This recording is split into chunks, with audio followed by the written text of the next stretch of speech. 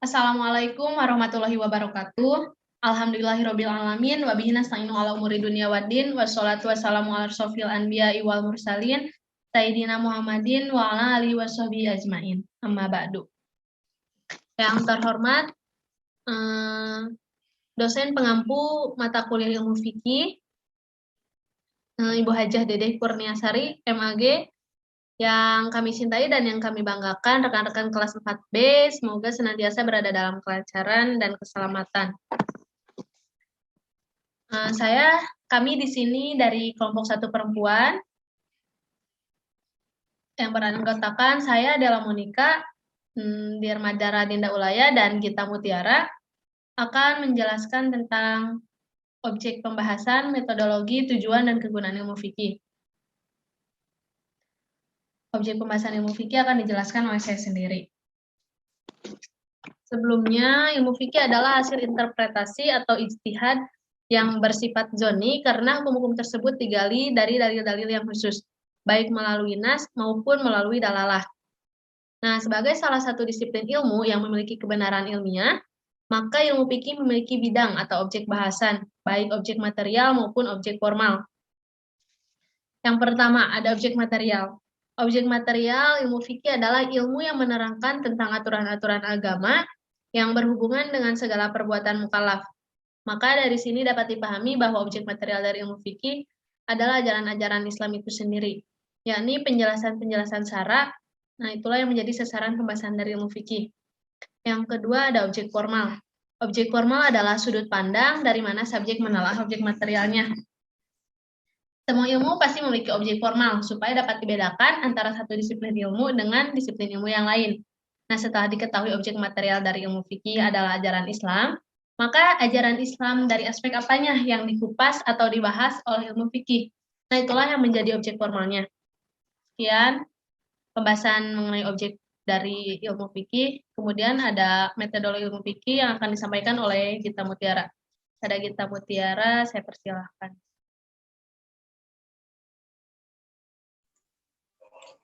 Baik, terima kasih Dela.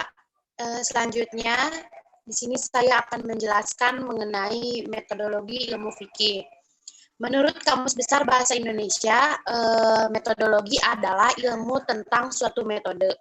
Jadi, metodologi adalah ilmu tentang cara berbuat atau menemukan sesuatu berdasarkan kebenaran.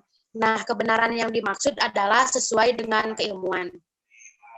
Lalu ilmu fikih adalah ilmu yang mempelajari bermacam-macam aturan hidup bagi manusia, baik yang bersifat individu maupun yang berbentuk masyarakat sosial. Sebelumnya, metodologi ilmu fikih itu memerlukan usul fikih untuk membahas dan menjelaskan cara-cara beristinbat, yaitu bagaimana cara menetapkan hukum dari dalil-dalilnya. Jadi, metodologi ilmu fikih adalah jalan melakukan ijtihad sebagai suatu proses untuk mengeluarkan atau memproduk hukum sebagai jawaban atas masalah-masalah yang baru dan tidak ada dalil hukumnya yang qot'i. Lalu selanjutnya, menurut Al-Jazuli, metodologi ilmu fikih itu yaitu yang pertama merupakan pembahasan tentang al-hukum, definisi dan pembagiannya. Pertama, terdapat hukum taklifi. Sebelumnya, al-hukum itu didefinisikan adalah merujuk pada peraturan Islam, berasal dan dipahami dari sumber-sumber hukum agama.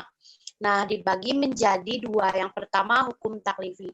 Artinya hukum yang menunjukkan tuntutan bagi mukallaf untuk berbuat atau meninggalkan, atau memilih antara berbuat atau meninggalkan, yang terdiri atas yang pertama al-ijab.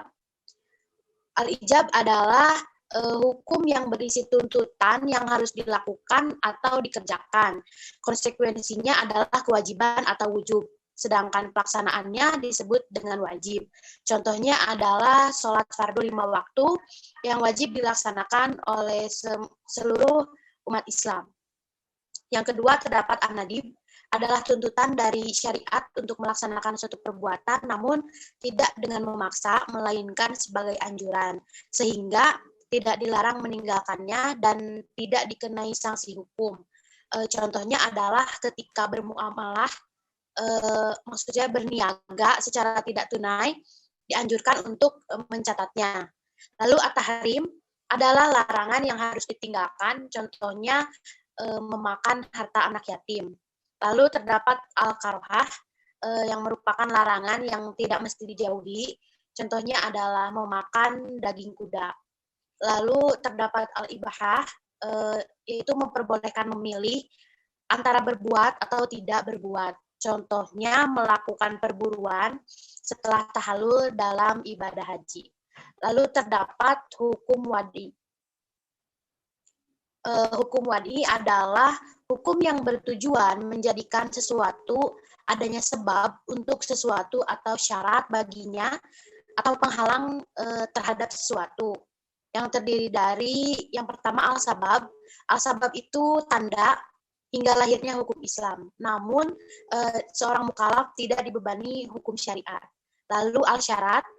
Al-syarat adalah syarat hukum yang menjadi pengiring suatu ibadah atau sahnya hukum syariat Islam tersebut. Lalu terdapat al-mani yang merupakan penghalang. Seseorang dibebani hukum syariat, namun karena suatu penghalang, perkara itu menjadi batal. Lalu selanjutnya sahih dan batil. Sahih itu dianggap sah apabila sesuai dengan perintah Allah dan mendatangkan pahala akhirat. Nah, sedangkan batil itu adalah batal yang apabila ibadah itu tidak mendatangkan pahala akhirat. Lalu selanjutnya ada azimah dan rukhsah. Maksudnya adalah azimah itu hukum asal yang asli, sedangkan rukhsah adalah keringanannya. Lalu metodologi ilmu fikih itu yang kedua membahas pembahasan tentang cara mengeluarkan atau menetapkan hukum dari dalil-dalilnya yang terperinci dan metode ijtihad melalui penalaran akal. Di dalamnya dibahas tentang dalil-dalil hukum seperti Al-Quran, As-Sunnah, ijma yang terbagi menjadi ijma sharih dan ijma sukuti, lalu terdapat kias yang terbagi menjadi kias aula, kias musawi, dan kias adna. Lalu selanjutnya ada istisab, lalu masalihul mursalah, lalu uf yang terbagi menjadi dua, yaitu uf sahih dan uf fasid. Lalu selanjutnya ististan, lalu syaruman qoblana, lalu ada mazhab sahabat atau mazhab sahabi, lalu sa'dul jariyah, dan yang terakhir dalalatul iktiron. Baik, terima kasih, Bella. Baik, terima kasih Gita. Kemudian materi selanjutnya akan dijelaskan oleh Dharmadara. Ada Dharmadara, persilakan. Terima kasih, Della. Tujuan dari ilmu fikih, yaitu untuk menerapkan hukum-hukum syariat terhadap perbuatan dan juga ucapan manusia. Jadi ilmu fikih itu adalah tempat kembali seorang hakim dan keputusannya, tempat kembali seorang mufti dan fatwanya, dan tempat kembali seorang mukallaf untuk dapat mengetahui hukum syara yang berkenaan dengan ucapan dan perbuatan yang muncul dari dirinya. Nah, jadi maksud akhir yang hendak dicapai dari ilmu fikih adalah penerapan hukum syariat kepada amal perbuatan manusia, baik tindakan maupun perkataannya.